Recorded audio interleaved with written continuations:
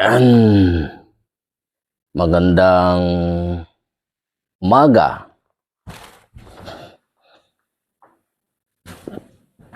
Saan ba tayo dito?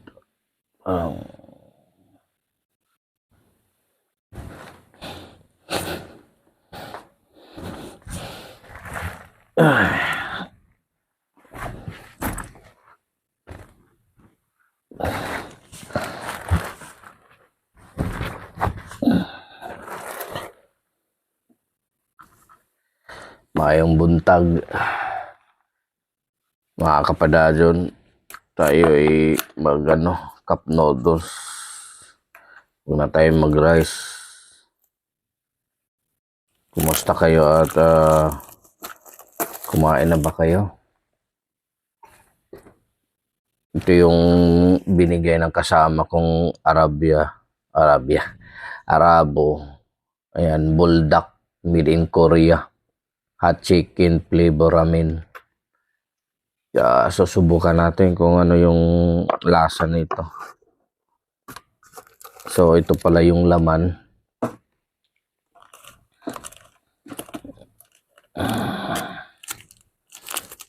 First time natin tong makatikim ng Korea cup noodles.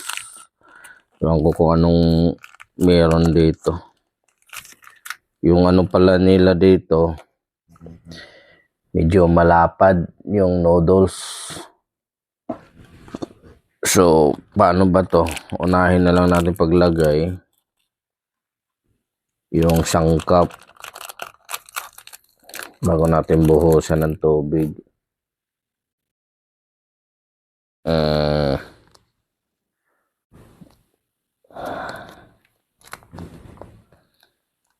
Di kasi tayo sanay sa noodles talaga kasi umiiwas nga tayo sa mga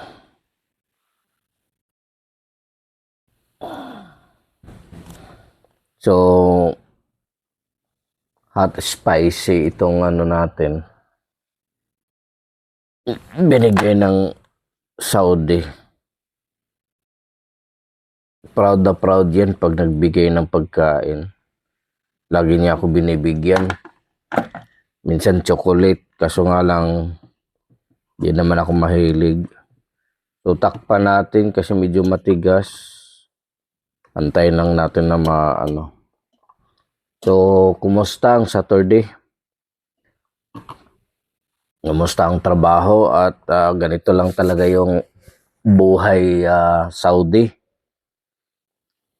Paggising mo, walang mag-asikaso. Ikaw lang talaga ang gagawa at kikilos. Swerte na lang talaga sa ibang kumpanya o sa amin dahil libre na yung pagkain paggising mo. May pagkain na, yun nga lang, may oras lang na pagkuha. At pagluto at ang ulam, hindi ka makakapamili. Kung yun lang yung ulam, yun lang din ang kakainin mo. Paulit-ulit lang. Pero okay na rin yun kaysa pagising mo, ikaw pa magluto, pagising mo, ikaw pa mag-asikaso, andito, pagising mo, maligo ka na lang at kakain, kukunin yung pagkain, may libreng kape rin naman, mamili ka rin kape, tsa o may gatas na depende sa iyo, libre naman din. So ito pagkain namin, libre din ng kumpanya. May tagaluto rin. Filipino foods pa rin naman. Sa umaga, sa tanghali, sa gabi. Pero sa umaga pa ulit-ulit ka rin. Ganon din, makabisado mo na rin kung ano yung uulamin mo. Ako naman sa pagkain, medyo ayaw kong kumain ng maramihan. Kontrolado ko yung pagkain ko. So ito lang yung higaan namin. Sa tingin mo, ganito lang yung buhay. Papakita ko sa inyo. Yan. Ganito ka, yung aming, bali 4 kami dito sa loob ng kwarto. So talagang makibagay ka lang, makikitungo.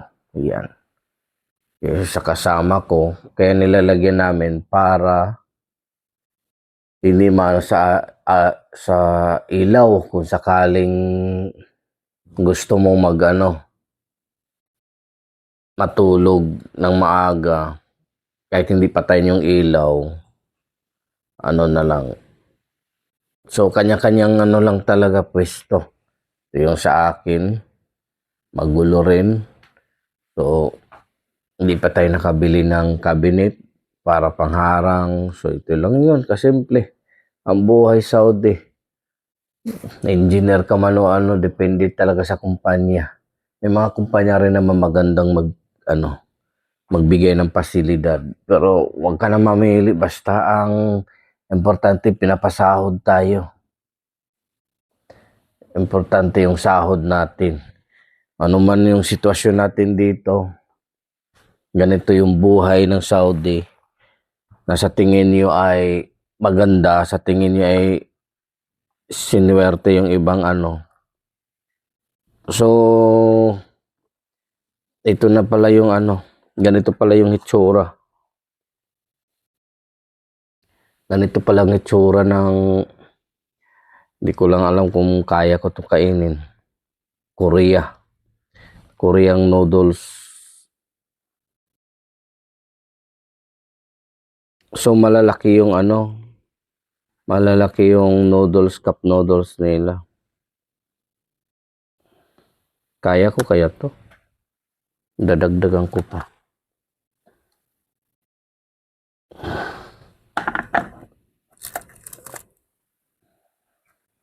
Baka butas na yung ko ha. Subukan natin guys.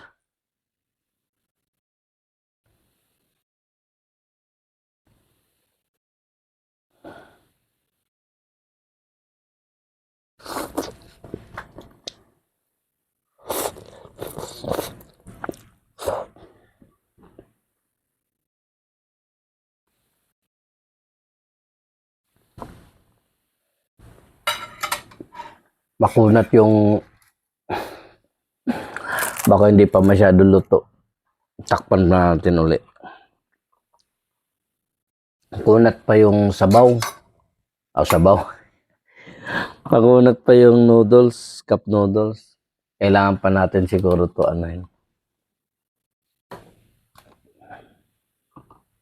Yan, takpan muna natin saglit. Kwentuhan lang tayo.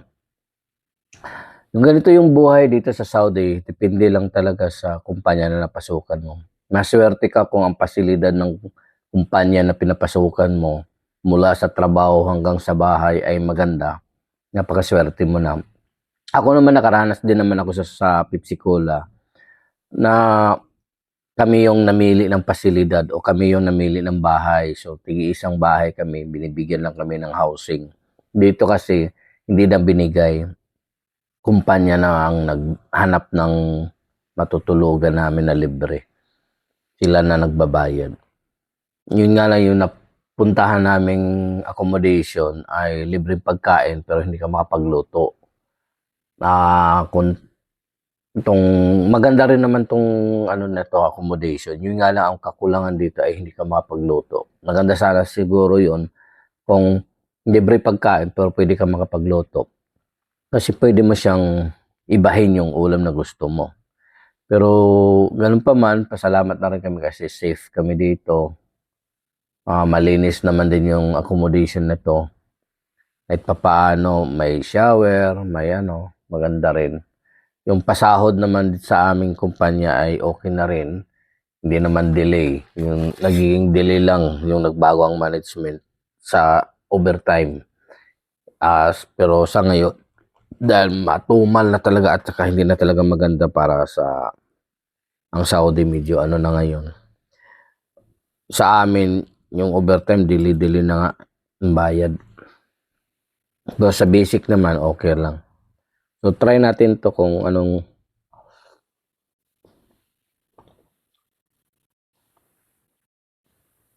may pagkamakunat itong noodles.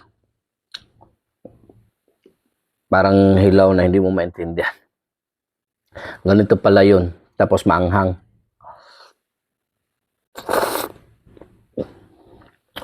Iba pa rin talaga yung noodles natin. Kasi sa noodles nila. Ramen to, spicy, hot spicy. Na binigay ng Arabo sa akin, ng kasama ko sa trabaho sa gabi.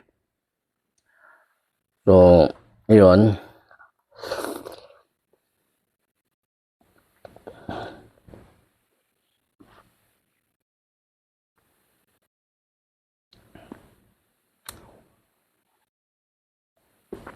Hindi natin kaya, pero hindi natin ito maubos kasi maanghang talaga.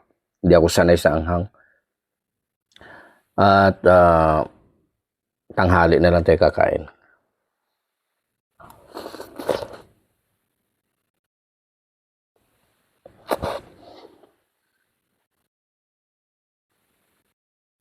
Total ako lang din naman kakain. Kaya yung nakita nyo, bumalik yung iba. So kayo, kumusta ang breakfast at ano nyo? Pilipinas, lunch na yata. Maanghang. Pero okay lang yun. At least, pumasok sa ano.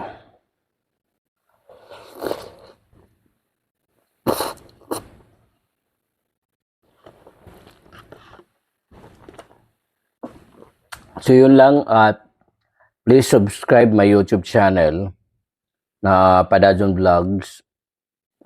At mag-like, mag-comment lang kayo sa aking ano.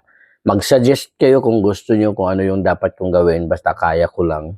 Kung ano yung gusto nyo mapanood dito sa Saudi Arabia. Ano yung bang topic na gusto nyo dito sa Gitnang Silangan. Pag-usapan natin kung ano yun. Kung kaya kong gawin, gagawin ko. Pag natingin ko naman na kaya ko. Basta makikita natin na pwede dito mapag-videohan or kung nasa ibang lugar o yung sa ibang mga tourist spot dito sa Saudi Arabia, kung may pagkakataon, di kumuha tayo ng video. So yun lang muna at magandang umaga sa inyong lahat. God bless. Bye-bye. Love you.